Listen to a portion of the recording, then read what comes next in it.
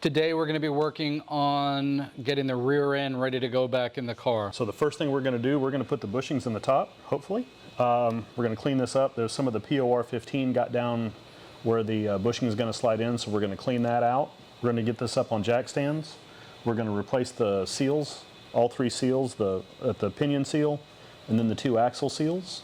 Once the bushings are in, we're going to get the backing plates put together, start assembling the rear emergency brake hardware, and get ready to put the axles in it. So follow along, see what happens.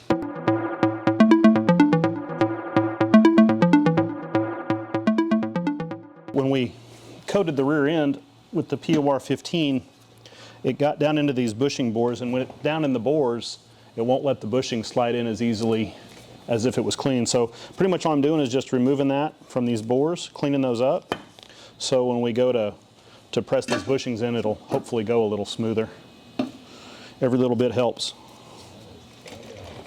These bushings are one of the least fun parts of this car to replace. I can't imagine doing it in the car. This is way better doing it this way, hopefully.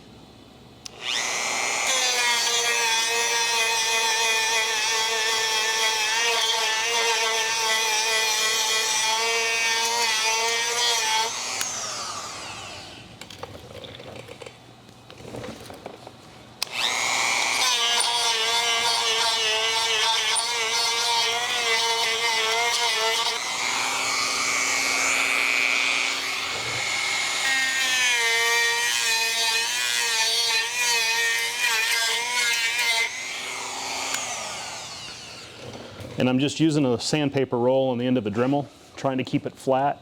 So all I'm doing is removing the paint. I'm not removing any of the material, so it'll still hold the bushing like it's supposed to.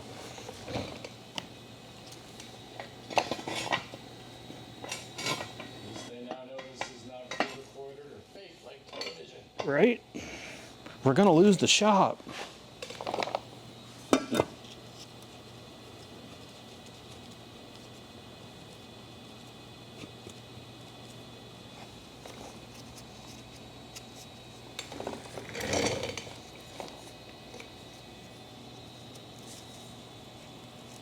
Now when we put the bushings back in, I'm assuming it matters what direction they go in from? Yes, I made sure I took pictures before I tore everything apart. Pro tip right there. If you're not sure, and there's a pretty good chance it's going to be a minute before you get back to it or not, take pictures because there's a pretty good chance you're going to forget.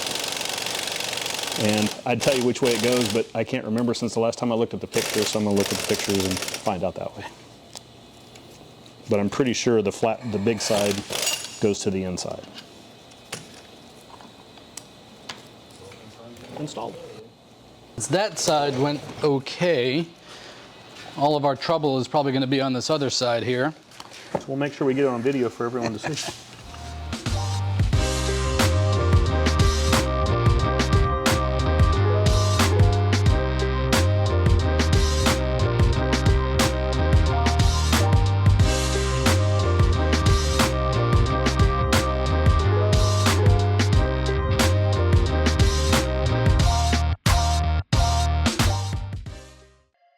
So that actually went amazingly well. We've been dreading doing this for probably about since we pulled the rear end out of the car. I don't know how you would do it in the car. I think you would probably fight it more trying to do it in the car than it would be to just pull the rear end the rest of the way out and do it on jack stands like we've done here. I can't imagine it. Start to finish, this probably took 20 minutes doing it like this. Next things, we're gonna clean up the ends. We're gonna replace the seals. Then we're going to start bolting on the backing plates. We'll do the pinion seal and work towards getting this ready to go back in the car at some point. So one of the things that came off this rear end was the front pinion. She's in pretty rough condition. We're going to go ahead and blast this and Cerakote it, and then we're going to go ahead and clean it up further and get it nice and slick again.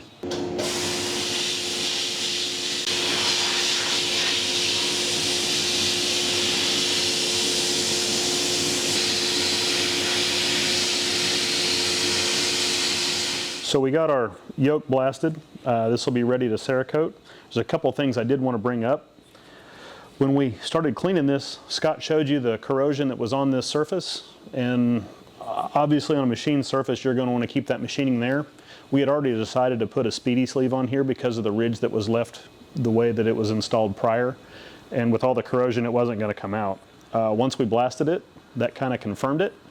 Now we are using a very light blast. All we're doing is trying to clean the metal for Cerakote, because you have to start with a clean surface. So we do have that profile.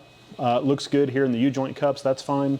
But back here on the sleeve, I can still see the ring where the seal ran. So we are going to put a speedy sleeve on this before we install it. That's not going to stop us from Cerakoting. So when I took this apart, there's a large nut and a washer that normally goes right here in this seat, and the washer was right here, causing it to move forward. So we'll put the washer back where it goes, which would, in theory, give us a fresh seal surface, but I don't want to take a chance on it and have it leak and then have to pull everything apart, because that's what we're trying to avoid here. So we're going to hang this up, get it ready. We've got some other parts to run, and we'll shoot it with that.